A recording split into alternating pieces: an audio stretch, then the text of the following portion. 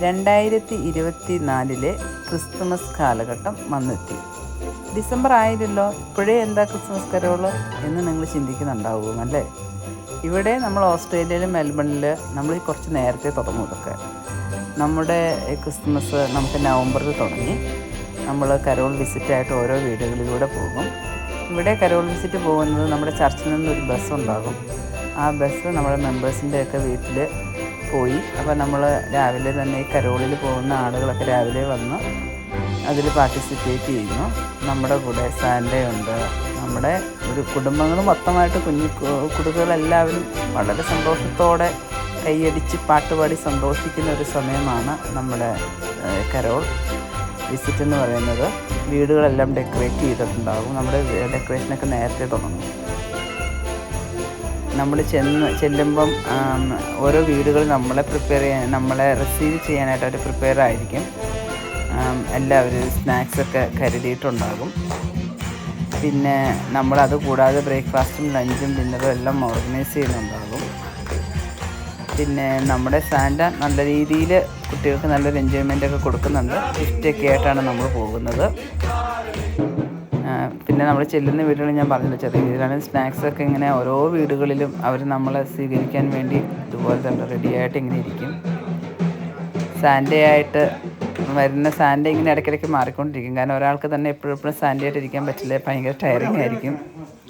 അതുകൊണ്ട് സാൻഡ എപ്പോഴും ഒരു എനർജറ്റിക് ആവാൻ വേണ്ടി ഇങ്ങനെ ടേൺ എടുത്തുകൊണ്ടിരിക്കും. ഇതൊക്കെയാണ് നമ്മുടെ ഇവിടുത്തെ നമ്മുടെ ചർച്ചിലെ മെൽബണിലെ ക്രിസ്മസ് കാലഘട്ടം. പക്ഷെ ഓരോ സ്ഥലത്തും വ്യത്യാസം കാണും കേട്ടോ. നിങ്ങൾക്ക് കാണാം എനർജറ്റിക് ആയിട്ടുള്ള സാൻഡ് ഡാൻസൊക്കെ കളിച്ചുകൊണ്ടിരിക്കുന്നത്. ഓരോ വീട്ടിൽ ചെല്ലുമ്പോഴും സന്തോഷമാണ്. ആദ്യം തുടക്കത്തിലൊരു പ്രിപ്പറേറ്റീവ് ടൈമുണ്ട്. എല്ലാവരും വന്ന് നിന്ന് നമ്മൾ ഇംഗ്ലീഷ് പാട്ടുകൾ പാടും, മലയാളം പാട്ടുകൾ പാടും. നമ്മുടെ കൂട്ടത്തിൽ തന്നെ കരോളൊക്കെ എഴുതുന്ന കലാകാരന്മാരുണ്ട്. അതിൽ റെഗുലറായിട്ട് തന്നെ ഡ്രംസ് കൊട്ടുന്ന ആളുകളുണ്ട്. എല്ലാവരും ഒരേ സിംഗിൽ നല്ലൊരു മൂഡിൽ കരോൾ ഏറ്റവും കൂടുതൽ എൻജോയ് ചെയ്യുകയാണ്. നമ്മൾ നല്ലൊരു എനർജി വൈബായിരിക്കും. ഇതൊക്കെയാണ് നമ്മുടെ ഇവിടുത്തെ കരോൾ.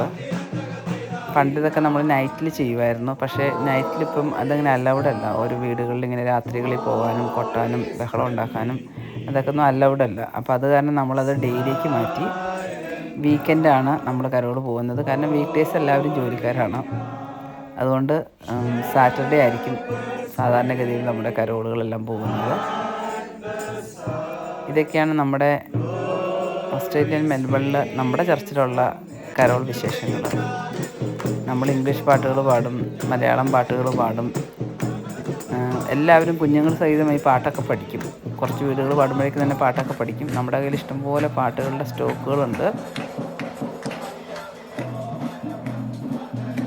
അപ്പോൾ വീഡിയോ നിങ്ങൾക്ക് ഇഷ്ടമായെന്ന് വിശ്വസിക്കുന്നു. അപ്പം എല്ലാവർക്കും മെറി ക്രിസ്മസ്. Thank U.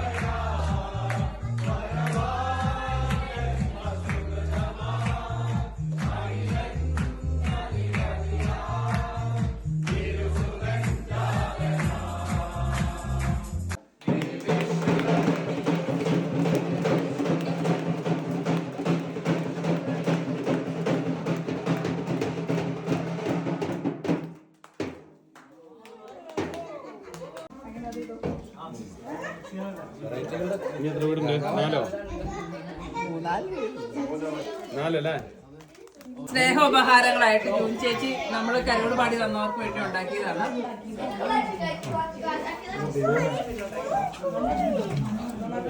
പിന്നെ മാംഗോ, പിന്നെ നല്ല ഫ്രൂട്ട്സ് കട്ട് ചെയ്ത് വെച്ചിരിക്കുന്നതാണ്. That chicken, yeah. That one. നമ്മുടെ ഡ്രാഗൺ ഫ്രൂട്ട്, കിവി ഫ്രൂട്ട്, പിന്നെ ആപ്പിൾ, ഓറഞ്ച്, വാട്ടർമെലൺ.